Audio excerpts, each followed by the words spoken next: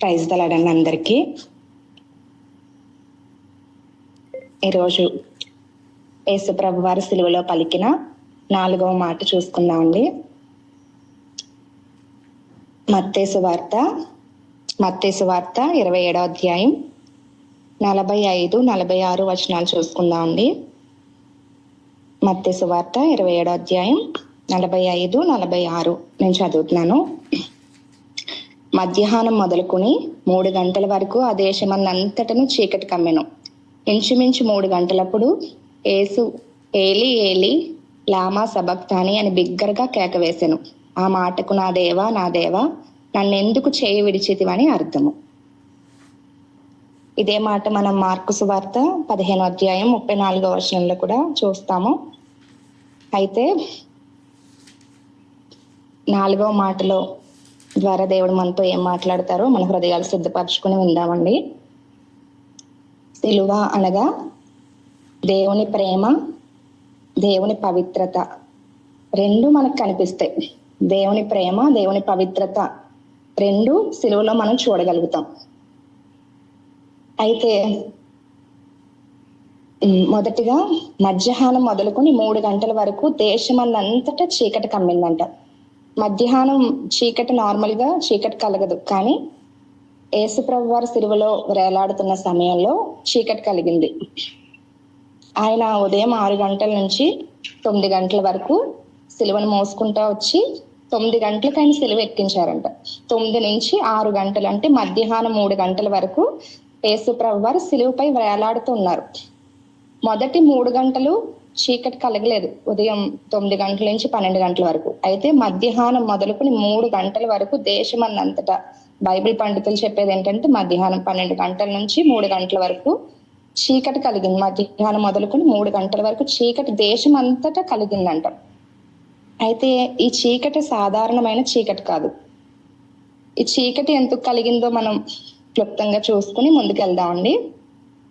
చీకటి అనగా అసలు మన దేవుడు ఆయన చెప్తారు కదా యోహాను సువార్తలో, నేను లోకమునకు వెలుగై ఉన్నానని చెప్తారు. ఆయన మహత్కల మాటతో వెలుగు కలుగును గాక అన్నప్పుడు వెలుగు కలిగిందంట. అలాంటి వెలుగైన దేవుడు మాటతో చీకటిని తొలగించి వెలుగు కలుగ చేసిన వారు ఎందుకు అంత చీకట్లో సిలువ మీద వేలాడారో ఒకసారి మనం చూసుకుందామండి. చీకటి అంటే పాపంపై దేవుడు అనుగ్రహించిన తీర్పుకు సాదృశ్యం. చీకటి అనగా దేవుని తీర్పు. అలాగే చీకటి ఎందుకు కలిగిందంటే ఆమోసు గ్రంథం 8వ అధ్యాయం 9వ వచనంలో చూసుకుంటే, ఆమోసు గ్రంథం 8వ అధ్యాయం 9వ వచనంలో అక్కడ దేవుడు చెప్తారు. 8-9 వచనం చదువుతున్నానండి. ప్రభువైన యెహోవా సెలవిచ్చినదేమనగా, ఆ దినమున నేను మధ్యాహ్న కాలమందు సూర్యుని అస్తమింపచేసేదను, పగటి వేళ భూమికి చీకటి కమ్మజేసేదను. మధ్యాహ్నం చీకటి కలుగుతుంది. దేవుడు ముందుగానే ప్రవక్తల ద్వారా ప్రవచించిన వాక్కు. చీకటి ఎందుకు కలిగిందంటే మొదటిగా దేవుని తీర్పుకు సాదృశ్యం. అలాగే దేవుని ప్రవచనానుసారంగా యేసుప్రభు వారు సిలువపై రావడానికి, ఆ చీకట్లో వేలాడడానికి అది దేవుని ప్రణాళిక. ఆయన అంటారు కదా, ఎవరు నా ప్రాణం తీసుకోవట్లేదు కానీ నా అంతటి నేనే నా ప్రాణాన్ని పెడుతున్నాను అని దేవుడు చెప్తారు. నిజమే, ఆయన ప్రాణం మనం లిటరల్ గా చూస్తే వాళ్ళందరూ ఆయన హింసించి సిలువెక్కించినట్టుగా మనకు కనిపిస్తుంది. కానీ దాని వెనకాల జరుగుతున్న దేవుని సార్వభౌమ అధికారాన్ని మనం గనక గుర్తిస్తే, దేవుని చిత్తంలో, దేవుని ప్రణాళికలో ఆయన తనంతట తనే ఇష్టపూర్వకంగా మనందరి కోసం ప్రాణం పెట్టడానికి ఈ లోకానికి వచ్చారు. దేవుడు ఇష్టపూర్వకంగా మన కోసం చీకట్లో ఆయన మ్రగ్గుతా వచ్చారు. ఎందుకంటే చీకట్లో ఉన్న మనందరినీ నిత్యమైన వెలుగులోకి తీసుకురావడం కోసం మన దేవుడు చీకట్లో వేలాడుతూ వచ్చారు. కాబట్టి మనం చీకటిలో, పాపంలో, నరకానికి అసలు అర్హులం మనం. కానీ ఆ నిత్య నరకం నుండి, ఆ చీకటి, పాపం అనే చీకటి నుండి విడిపించడానికి యేసుప్రభు వారు మన కోసం ఆ చీకటిలో 3 గంటల సేపు అయిన చీకటిలో వేలాడుతూ వచ్చారంట. ఆ దేశంలోనే చీకటి కలిగింది. అదొక విచిత్రమైన చీకటి. యేసు ప్రభు వారు పుట్టినప్పుడు మనం చూస్తాం, ఒక నక్షత్రం గెలుస్తుంది. అదే ఆయన శిలువ మరణం పొందినప్పుడు చీకటి కలుగుతుంది. సృష్టి కూడా ఆయన మరణానికి స్పందిస్తుందంట. సృష్టికర్త శిలువపై ఎంత వేదన చెందుతున్నప్పుడు సృష్టి కూడా ఆయన మరణానికి ఎంతగానో స్పందించింది. అలాగే కీర్తనల గ్రంథం 22వ అధ్యాయంలో చూసుకుంటే మనం కీర్తనల గ్రంథం 22వ అధ్యాయం 1వ వచనంలో, నా దేవా నా దేవా నన్ను ఎందుకు చేయి విడిచితివని దావీదు భక్తుడు చేసే ప్రార్థన. యేసు ప్రభు వారు రావడానికి 1000 సంవత్సరాల ముందే దావీదు ఒక రాజే కదా, ఆయన ఒక ప్రవక్త కూడా. అది దేవుని మరణానికి సాదృశ్యంగా అదే మాట యేసయ్య సిలువలో 4వ మాటగా పలికారు. మొదటి 3 మాటలు చూసుకుంటే ఇతరుల కోసం మాట్లాడతారు ఆయన. 4వ మాటలో తన కోసం తండ్రితో మాట్లాడుతున్న సందర్భం. అయితే మొదటిగా యేసు ప్రభు వారు ఎందుకు వచ్చారంటే, చీకట్లో ఎందుకు వేలాడుతూ వచ్చారంటే, మనల్ని చీకట్లో నుండి, నరకంలో నుండి తప్పించడం కోసం ఆయన ఆ చీకటిలో వేలాడారని మనకు అర్థమవుతుంది. అలాగే ఆయన ప్రవచనాన్ని నెరవేర్చారు. నిర్గమకాండం 10వ అధ్యాయం 21, 23 చూసుకుంటే, ఆ ఐగుప్తు దేశం అంతటా 3 దినాలు చీకటి కమ్ముతుందంట. ఆ చీకటి దేవుని యొక్క ఉగ్రతకు సాదృశ్యం. కాబట్టి మన మీద రావాల్సిన ఉగ్రత, మన పైకి రావాల్సిన శిక్ష అంతా దేవుడు సిలువలో భరించారు. కాబట్టి ఇలాంటి దేవుణ్ణి కలిగి ఉన్న మన అందరం ధన్యులం అండి. రెండవదిగా కింద 2వ మాట చూసుకుంటే, నా దేవా నా దేవా నన్ను ఎందుకు చేయి విడిచితివి, 4వ మాట. ఇక్కడ దేవుడు అంతకు ముందు మొదటి మాటలో తండ్రి అని సంబోధిస్తారు దేవుణ్ణి. కానీ 4వ మాట వచ్చేసరికి ఆయన నా దేవా అని పిలుస్తారు. అంటే తండ్రితో ఆయనకున్న సంబంధం తెగిపోతుంది అన్నమాట తాత్కాలికంగా. ఎందుకంటే నా కోసం, మనందరి కోసం లోక పాపమును మోసుకొని వెళ్లే దేవుని గొర్రె పిల్లగా ఆయన ఈ లోకానికి మన పాపాలు మోసుకోవడం కోసం ఆయన వస్తారు. 2వ కొరింథీ పత్రిక 5వ అధ్యాయం 21వ వచనంలో చూసుకుంటే, ఎందుకు ఆయన తండ్రి చెయ్యి విడిచిపెట్టవలసి వచ్చింది, తండ్రి ఆయన చెయ్యి ఎందుకు విడిచిపెట్టారో దీంట్లో మనకి ఆన్సర్ దొరుకుతుందండి. 2వ కొరింథీ పత్రిక 5వ అధ్యాయం 21వ వచనం.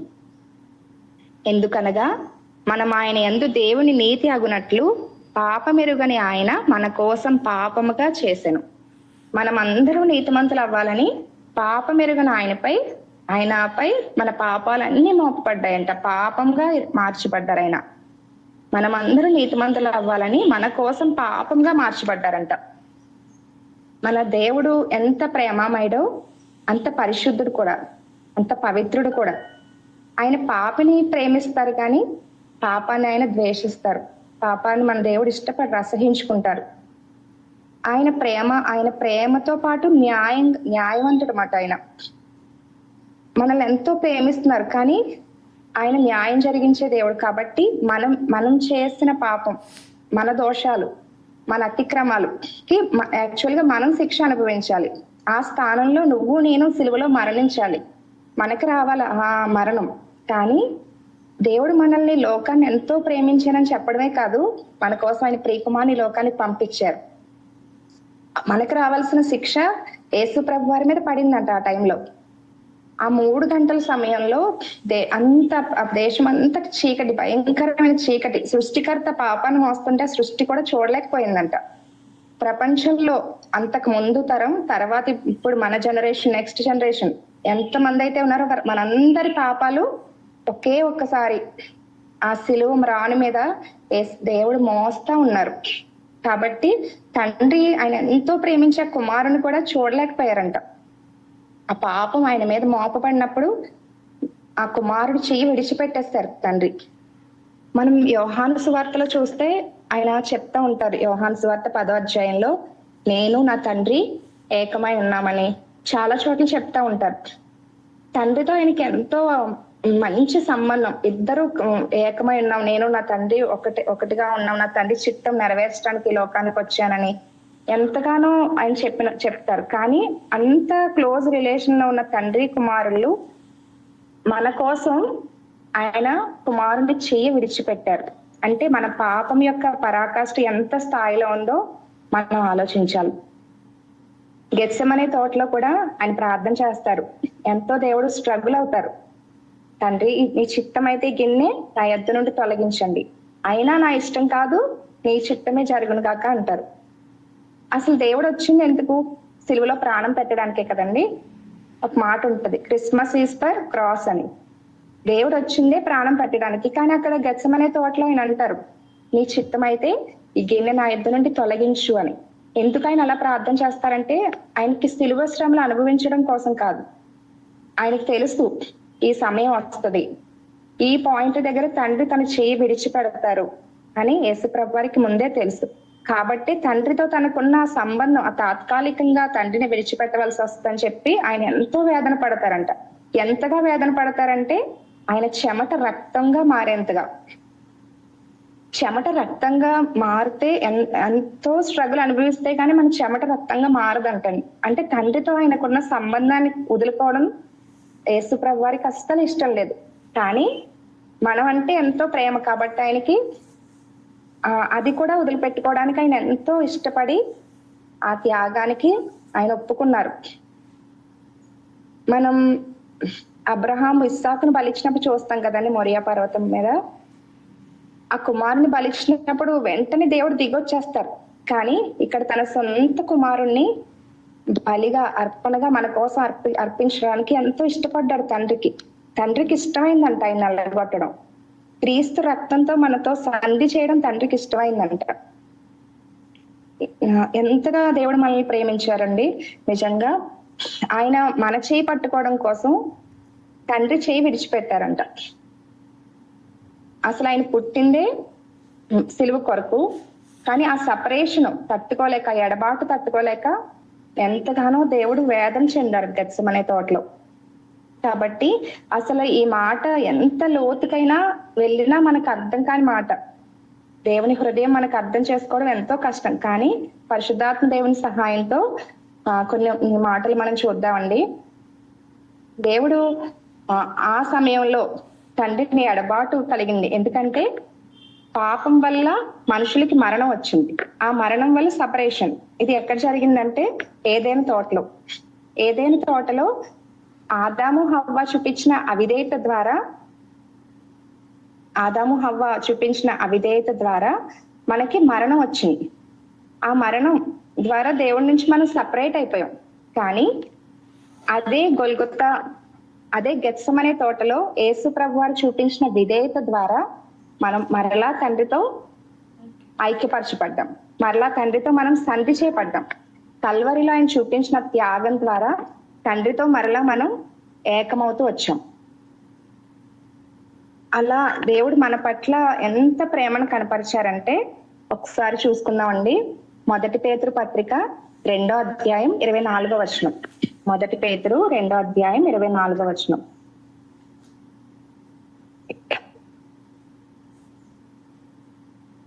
మొదటి పేతురు 2వ అధ్యాయం 24వ వచనం. మనము పాపం విషయమై చనిపోయి నీతి విషయమై జీవించినట్లు ఆయన తానే తన శరీరమందు మన పాపమును మ్రాను మీద మోసుకునేను. ఆయన తానే తన శరీరం మీద మన పాపాలు మోసారంట ఆయన. ఎందుకంటే మనం మరలా బ్రతకాలని. ఆయన పొందిన గాయముల చేత మీరు స్వస్థత నొందుతున్నారు. తెలుగుపై దేవుడు మనకి పాప విమోచన ఇచ్చారు. అలాగే దేవుడు మనకి స్వస్థత కూడా అనుగ్రహించారు. ఇదే మాట గలతీ పత్రికలో చూసుకుంటే, గలతీ పత్రిక 3వ అధ్యాయం 13వ వచనంలో, గలతీ పత్రిక 3వ అధ్యాయం 13వ వచనం చదువుతున్నానండి.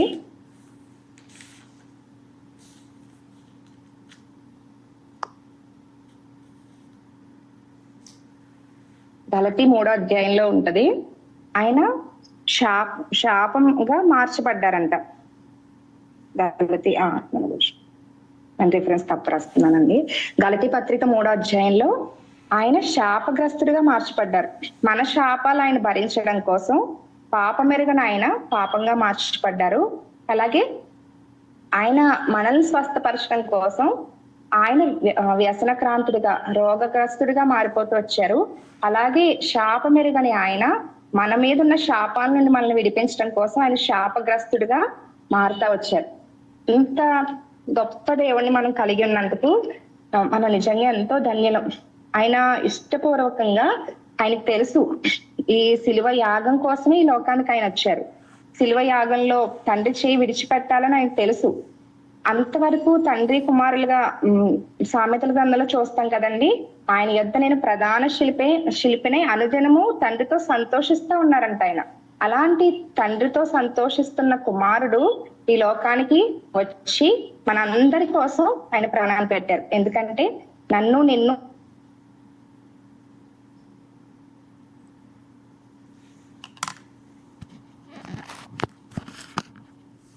కలపడం కోసం. ఏ పాపం ద్వారా అయితే మనం దేవుడితో సపరేట్ అయిపోతా వచ్చామో, మన పితరులు చూపించిన అవిధేయత ద్వారా ఏదైతే మనుషులకి దేవునికి సపరేషన్ వచ్చిందో ఆ గ్యాప్ ని పోర్చడం కోసం దేవుడు ఈ లోకానికి దిగి వచ్చారు. కాబట్టి దేవుడు ఎంతగా మనల్ని ప్రేమించారో కదండి. యెషయా గ్రంథం 53వ అధ్యాయం 6వ వచనంలో, యెషయా గ్రంథం 53వ అధ్యాయం 6వ వచనంలో మాట ఉంటది. ఆయన మన దోషాలన్నీ భరించారంట. ఆయన మన పాపము, మన దోషము, మన శాపాన్ని, మన వ్యసనాలు, మన రోగాలు అన్ని భరించిన దేవుడుగా మనం ఆయన్ని చూస్తాం. యెషయా 53వ అధ్యాయం 6వ వచనం, మనం అందరము గొర్రెల వలె త్రోవ తప్పిపోతిమి, మనలో ప్రతి వాడును తనకిష్టమైన త్రోవను తొలగెను, యెహోవా మనందరి దోషం అతని మీద మోపెను. మనందరి దోషాలు తండ్రి కుమారుని మీద మోపుతా వచ్చారంట. అంత త్యాగాన్ని దేవుడు మన పట్ల చూపిస్తా వచ్చారు. ఇంకొక మాట అంటారు కదండి, నేను యోహాను సువార్త 10వ అధ్యాయం 11వ వచనంలో, మంచి కాపరి తన గొర్రెల కోసం తన ప్రాణాన్ని పెడతారంట. ఆయన మనకి మంచి కాపరిగా, మనం అందరం త్రోవ తప్పిపోయినప్పుడు ఈ లోకానికి మన మంచి కాపరిగా దిగివచ్చి మన కోసం ఆయన ప్రాణాన్ని అర్పించిన దేవుడు ఆయన. కాబట్టి నిన్ను నన్ను దేవునితో మరలా ఐక్యపరచడానికి ఆయన అంటారు కదా, నేను ఎన్నడూ విడవను, నేను ఎప్పుడు ఎడబాయను అంటున్నారు. సదాకాలము నీకు తోడుగా ఉంటానని చెప్తున్నారు. ఇమ్మానుయేలు దేవుడుగా దేవుడు మనకి తోడుగా ఉండడానికి తాత్కాలికంగా ఆయన తండ్రి చెయ్య విడిచిపెడతా వచ్చారు.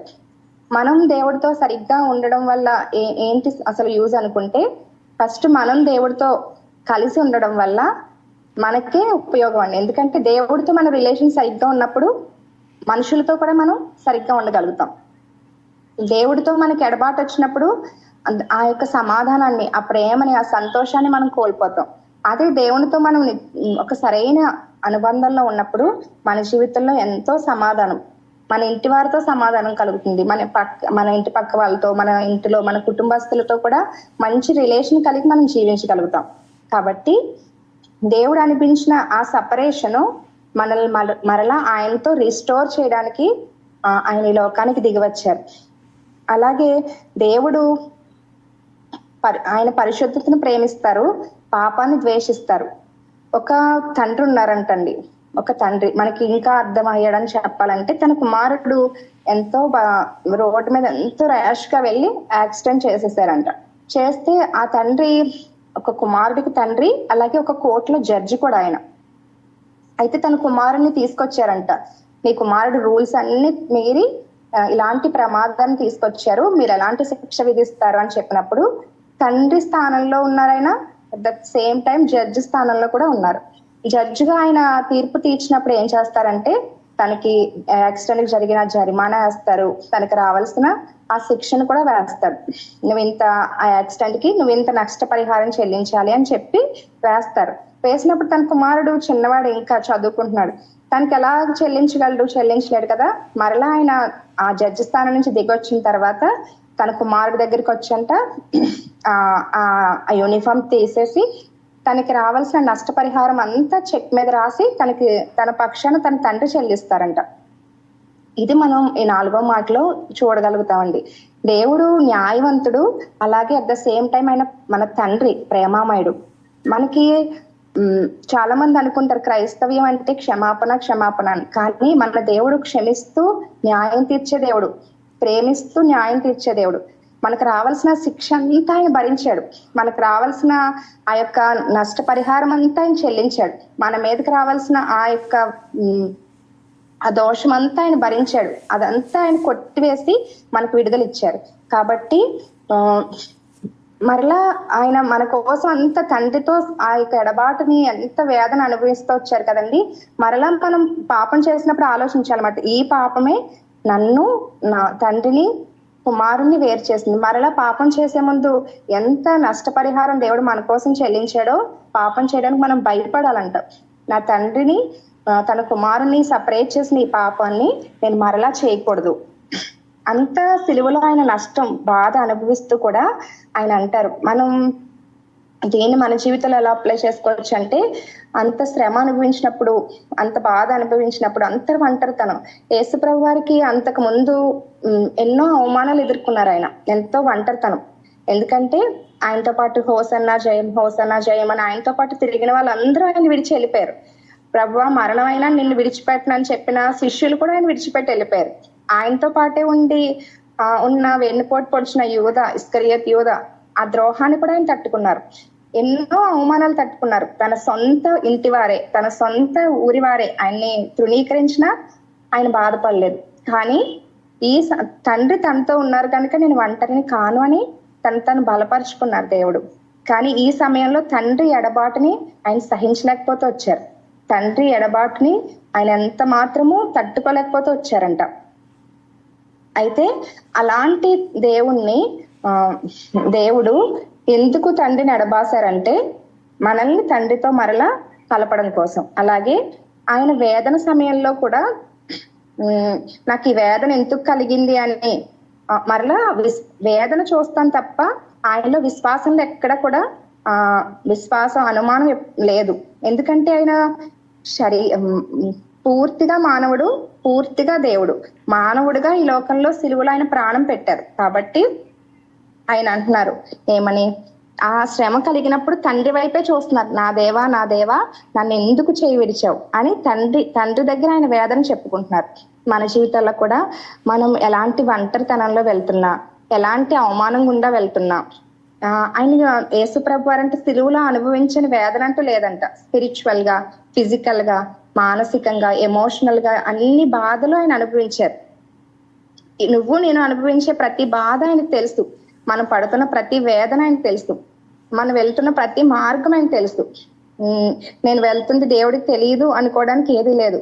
కాబట్టి ధైర్యంతో మనం కృపాసనం దగ్గరికి వెళ్ళగలుగుతున్నాం ఈరోజు. ఆయన ఆ తండ్రిని ఎంతగానో ఆ సపరేషన్ లో, ఆ ఒంటరితనంలో తండ్రి దగ్గరికి వెళ్తున్నారు. తండ్రి అని పిలిచే అర్హత పోగొట్టుకున్నారు. ఎందుకంటే అది నా కోసం, మన కోసం. ఆ పాపం అంతా ఆయన మీద మోస్తున్నారు కాబట్టి, గొర్రె పిల్లగా ఆయన లోక పాపం మోసుకునే పోయే గొర్రె పిల్లగా ఆయన ఆ శాపాన్ని, ఆ పాపాన్ని, ఆ శిక్షని ఆయన ఆ క్షణంలో అనుభవిస్తున్నప్పుడు ఎంతో ఒంటరితనం, ఎంతో వేదన. కానీ చుట్టుపక్కల ఉన్న వాళ్ళందరూ అంత వ్యతిరేక పరిస్థితుల్లో కూడా దేవుడు, యేసుప్రభు వారు తండ్రి వైపే చూస్తున్నారు. మన జీవితంలో కూడా ఇది మనకు ఒక మంచి పాఠం. ఎలాంటి ఒంటరితనం గుండా మనం వెళ్తున్నా దేవుడి కంటే అంతకంటే గొప్ప శ్రమ మనం అనుభవించాం. ఆయన పడే శ్రమ ముందు మనవి చాలా చులకని శ్రమే. కాబట్టి ఆ ఒంటరితనంలో కూడా మనం దేవుని వైపే చూడాలి, దేవుని వైపే తిరిగి మనం ప్రార్థన చేయాలి అని దేవుడు మనతో మాట్లాడుతున్నారు ఈ రోజు మన గ్రూప్ లో ఈ వాక్యం వింటున్న వారిలో మీరు ఎవరైనా నేను ఒంటరి దాన్ని, నాకెవ్వరు తోడుగా లేరు, నాకెవ్వరు సహాయం లేరు అని బాధపడుతున్నారేమో. దేవుడు అంటున్నారు మనం ఒంటరి వారం కాకూడదని ఆయన తండ్రితో ఉన్న సంబంధాన్ని కోల్పోయారు. తండ్రితో ఉన్న ఆ ఎడబాటును కూడా ఆయన ఇష్టపడ్డారు. కాబట్టి దేవుడు మనకి తోడుగా ఉన్నారు. ఆయన ఎప్పటి వరకు అంటే మనుషులు మాటిస్తాం, కొంతవరకు తోడుగా ఉంటాం. కానీ ఆయన ఎల్లప్పుడూ సదాకాలం, మన మరణం తర్వాత కూడా ఆయన మనతో ఉండే దేవుడు. కాబట్టి నిత్యము దేవుడితో, తండ్రితో మనం సంబంధం కలిగి ఉండాలని ఆయన ఆ కుమారుడిగా ఆయన సంబంధాన్ని కోల్పోవడానికి కూడా ఇష్టపడ్డారు. త్రిత్వంగా ఉన్న దేవుడు ఈ ఒక్క పరిస్థితిలోనే మనం ఎడబాటును చూస్తాం. సృష్టి ఆరంభం నుంచి యుగాంతం వరకు ఎప్పుడు వాళ్ళు కలిసే ఉంటారు, తండ్రి, కుమార, పరిశుద్ధాత్మ దేవుడు. కానీ ఈ సిలువ మీద మన చీకటి కమ్మిన వేళల్లో, ఆ 3 గంటల సమయంలో మన పాపాలు ఎప్పుడైతే ఆయన మీద పడ్డాయో అప్పుడే తాత్కాలిక ఎడబాటును మనం చూడగలుగుతాం. ఎంత పాపానికి పరాకాష్ట దేవుడు చెల్లించారో కదండి. పాపం చేయడానికి మనం ఇది గుర్తొచ్చినప్పుడు మనం ఎంతో భయపడాలి. పాపం అంటే చెయ్యొద్దు అన్నది చేయడం పాపం, చేయడమే కాదు, నిజంగా చెయ్యమన్నది చేయకపోవడం కూడా పాపమే. దేవుణ్ణి మనం ప్రేమించవలసినంత విధంగా ఆయన ప్రేమించకపోవడం కూడా పాపమే. దేవుణ్ణి హత్తుకోవలసిన విధంగా హత్తుకోపోవడం కూడా పాపమే. మనం పరిశుద్ధంగా జీవించవలసినంత విధంగా పరిశుద్ధంగా జీవించలేకపోవడం కూడా పాపమే. క్యాజువల్ గా మనం అబద్ధం చెప్పేస్తాం, క్యాజువల్ గా మనం మనం ఇష్టం వచ్చినట్టు మాట్లాడి ఇష్టం వచ్చినట్టు ఇతరుల మీద కోపపడతాం. అది ఎంతో చిన్నవి అనుకుంటాం, కానీ ఆ రోజు దేవుడు మన కోసం చేసిన ఆ శిలువ యాగం ఒక్కసారి తలుచుకుంటే, ఆ రోజు చాలాసార్లు వింటాం కదండి, ఆ రోమా సైన్యం దేవుణ్ణి ఎంతగానో హింసించడమే కాదు, ఈ రోజుకి మన మాటల ద్వారా, మన ప్రవర్తన ద్వారా, మన విశ్వాసం ద్వారా, మన చేష్టల ద్వారా దేవుణ్ణి ఎంతో గాయపరుస్తున్నాం మనం. దేవుడి కంటే ఎక్కువగా దేని ప్రేమించినా అది కూడా పాపమే. ఆయనకి చెందవలసిన ఘనతను ఆయనకి చెందకుండా మనం దొంగలించడం కూడా పాపమే. ఏ పాపం అయితే ఆయన సిలువుకి ఎక్కించిందో, ఎంత గొప్ప విడుదల ఇచ్చిందో మనకి ఈ రోజు మరలా తిరిగి అందులో చేరకూడదు. మనం అనేక సార్లు దేవుడు మనల్ని విడిచిపెట్టడు, కానీ మనమే దేవుడిని విడిచిపెట్టేస్తా ఉంటాం మన ప్రవర్తన ద్వారా. దేవుడు ఈ రోజు మనల్ని అందరినీ కోరుకుంటున్నారు, తిరిగి మనం అందరం సమకూర్చబడాలని, ఆయనతో సంధి చేయబడాలని. మనం సిలువ దగ్గర మనకి క్షమాపణ దొరుకుతుంది, సిలువ యొద్ద మనకి విమోచన దొరుకుతుంది, సిలువ యొద్ద మనకి సమస్తం దొరుకుతుంది. కాబట్టి ఏ స్థితిలో ఉన్నా, దేవా నేను ఈ విషయంలో నేను గాయపరిచాను, నన్ను క్షమించు అన్నప్పుడు తిరిగి ఆయన రక్తం మన ప్రతి పాపాన్ని కడిగివేసి మరలా మనం తండ్రితో సమాధాన పడడానికి సంధి చేస్తుంది. కాబట్టి ధైర్యంగా ఆయన సన్నిధికి వెళ్ళగలం.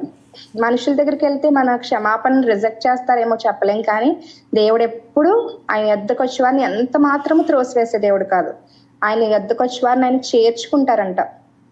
మన స్థితి ఏదైనా కానీ దేవుడితో దేవుడు మనం చేయి పట్టుకోవడానికి ఎంతో ఇష్టంగా ఉన్నాడు, ఎంతో సిద్ధంగా ఉన్నాడు. కాబట్టి నేను ఇంత స్థితిలో ఉన్నాను, దేవుడు నన్ను విడిపిస్తారా అంటే విడిపిస్తారు ఖచ్చితంగా. ఎందుకంటే సిలువ అనేది ఎప్పుడు మనకి ఒక సిలువలో మనకి నిరీక్షణ దొరుకుతుంది. ఇది ఎంతో వేదనతో ఆరంభం అవుతుంది, చివరికి మనం చూస్తే పునరుద్ధానుడిగా క్రీస్తు తిరిగి లభిస్తారు. సిలువ యొద్ద మనకి దొరికేది ఏంటంటే నిరీక్షణ. ఈ రోజున మీరు అనుభవిస్తున్న శ్రమ అది మీ జీవితానికి ముగింపు కాదు, మన జీవితంలో నిరీక్షణ ఉంది. దావీదు 22వ కీర్తనలో నా దేవా నన్ను ఎందుకు చేయి విడిచిపెట్టావని మొదలుపెట్టిన దావీదు కీర్తన చివరికి వచ్చేసరికి ముగింపు నిరీక్షణతో ముగుస్తుంది. నిజమే, ఈ రోజు మనం ఏ స్థితిలో ఉన్నప్పటికీ సిలువలో మనకి దేవుడు నిరీక్షణ ఉంది. మనకి ఈ శ్రమ చులకన కాలం, ఈ శ్రమ తర్వాత దేవుడు మనకి మహిమ ఇస్తారు, ఈ శ్రమ తర్వాత దేవుడు మనకి గొప్ప విజయాన్ని ఇస్తారు, విడుదల ఇస్తారు అనే గొప్ప ధైర్యం మనకి సిలువ యొద్ద దొరుకుతుంది. హెబ్రీ పత్రికలో మనం చూస్తాం కదండి, నేను విడువను, నేను ఎడబాయనని చెప్తున్నారు దేవుడు. నేను సదాకాలం ఉంటాను అంటున్నారు. ఎన్నో వాగ్దానాలు ఉన్నాయి, పర్వతాలు తొలగిన మెట్టలు తొత్తరిన నా కృప నేను విడిచిపోదు అంటున్నారు. ఆయన ఎప్పుడు మనతో ఉండాలని, ఎప్పుడు ఆయన మనతోనే ఉండాలని కుమారుని చేయి విడిచిపెట్టడానికి తండ్రికి ఇష్టమైందంట. ఆయన నలగొట్టడం ఆయనకి ఇష్టమైందంట. ఆయన అలాగా మనకి ఆయన బాధ పెట్టడం ఆ తండ్రికి ఇష్టమైందంట. అలాగే తండ్రికి విధేయత చూపించడం కుమారునికి ఇష్టమైంది. ఈ రోజు ఒకసారి మనం ఆలోచించుకుంటే ఎంత ప్రేమమయుణ్ణి ఎన్నిసార్లు మనం ప్రక్కన పెట్టేస్తున్నాం, ఎంత ప్రేమమయుణ్ణి ఎన్నిసార్లు మనం చేయి విడిచిపెట్టేస్తున్నాం. దేవుడు మన కోసం సిలువలో తండ్రి చేయి విడిచిపెట్టారు కదా, మరలా ఎన్నోసార్లు ఆయన మన చేయి పట్టుకునే ఉన్నారు, మనమే ఆయన వదిలించుకుని వెళ్ళిపోతాం చాలా సార్లు.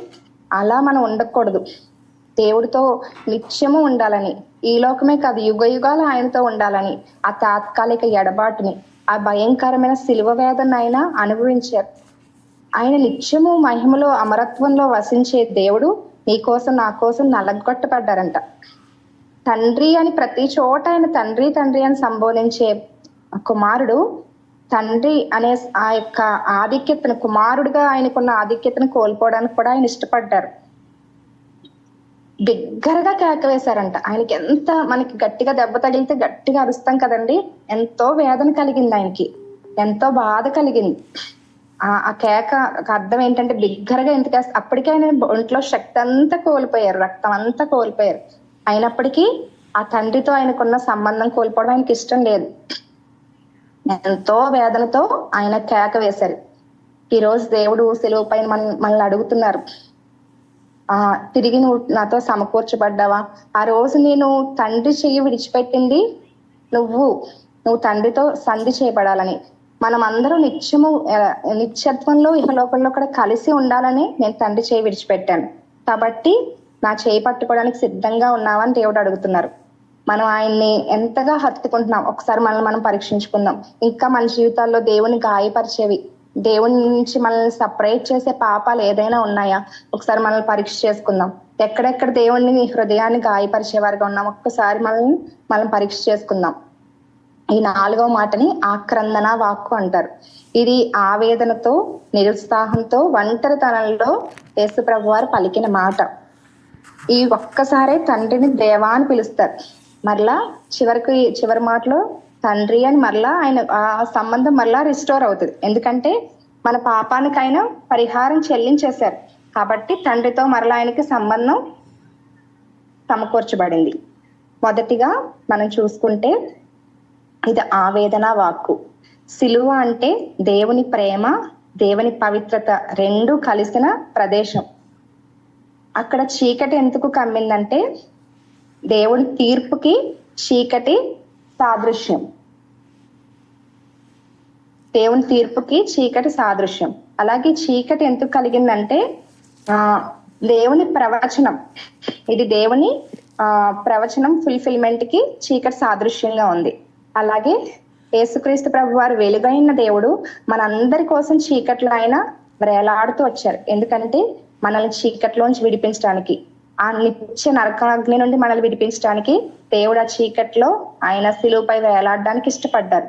అలాగే రెండవదిగా తండ్రితో మనకి ఎడబాటుని తిరిగి సంధి చేయడానికి, సమకూర్చడానికి ఆయన శిలువ మీద వేలాడుతూ వచ్చారు.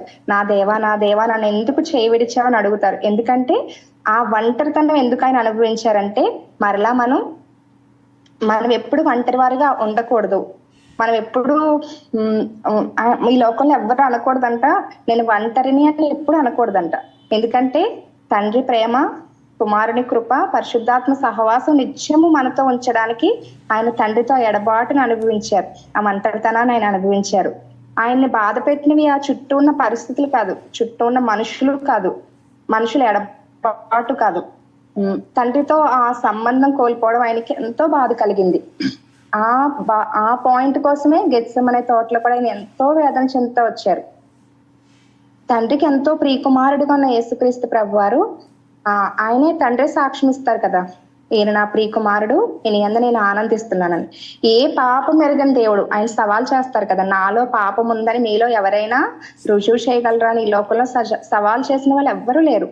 కానీ ఏ పాపం ఎరగని దేవుడు, పరిశుద్ధుడు, నిష్కలంకుడు, పవిత్రుడు మన కోసం పాపంగా మార్చబడ్డారు, మన కోసం శాపంగా మార్చబడ్డారు. కాబట్టి అలాంటి లోక పాపం మోసుకుని పోయే దేవుని గొర్రె పిల్లగా మన పాపాలకైన సిలువలో ప్రాయశ్చిత్తాన్ని చెల్లించారు. కాబట్టి పాపానికి, మరణానికి, శాపానికి మనపై అధికారం లేదు. క్రీస్తులో ఉన్నప్పుడు మనం నూతన సృష్టి అంట. నూతన సృష్టిగా దేవుడు మనల్ని చేశారు, నూతన క్రియేషన్ గా దేవుడు మనల్ని చేశారు.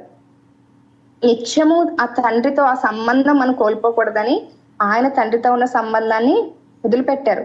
ఈ లోకంలో మనల్ని మనుషులు విడిచిపెట్టినప్పుడు, అంటే మనుషులు మనకి పర్మనెంట్ గా కానీ టెంపరీగా కానీ అంటే ఎడబాటు వచ్చినప్పుడు, ఎవరైనా మనకి ఇష్టమైన వారిని కోల్పోయినప్పుడు ఎంతో బాధపడుతూ ఉంటాం కదా. అలాగే నేను కూడా ఎంతో బాధపడినప్పుడు దేవుడు నీకు ఎంత సమీపంగా ఉన్నారో నాతో మాట్లాడుతూ వచ్చారు. దేవుడు నాకు ఎంతగా తల్లిగా ఉన్నారో, ఒక తండ్రిగా ఎలా ఉంటారో, ఆయన మనకి ఎంత సమీపంగా ఉంటారో మనకి ఆయన అనుభవించినప్పుడు ఎంతో ఆనందం, ఆదరణ కలుగుతూ ఉంటది. ఈ లోకంలో మనం ఒంటరం కాదు, ఎందుకంటే మనం ఒంటరి వారం కాకూడదనే ఆయన తండ్రితో ఉన్న సహవాసాన్ని, ఆ సంబంధాన్ని తాత్కాలికంగా వదులుకుంటూ వచ్చారు. కాబట్టి ఎవ్వరూ ఏడవకూడదు, నేను ఒంటరిని అని ఏడవకూడదు. ఎందుకంటే మన దేవుడు మన పక్షాన్ని ఉన్నారు, మనతో ఉన్నారు. ఏకంగానే మనలోకే వచ్చారు. ఇప్పుడు పరిశుద్ధాత్మ దేవుడు కానీ నిత్యము మనలోనే ఉంటున్నారు ఆయన. కాబట్టి ఆయన మనల్ని ఇక ఏదైనా తోటలో కలిగిన ఆ పాపం ద్వారా మనుషులకి దేవునికి వచ్చిన సపరేషన్ ని, ఆ గ్యాప్ ని పోర్చడానికి ఈ లోకానికి దిగి వచ్చారు. కాబట్టి అలాంటి దేవాతి దేవుణ్ణి కలిగి ఉన్న మనం ఎంతో ధన్యులం.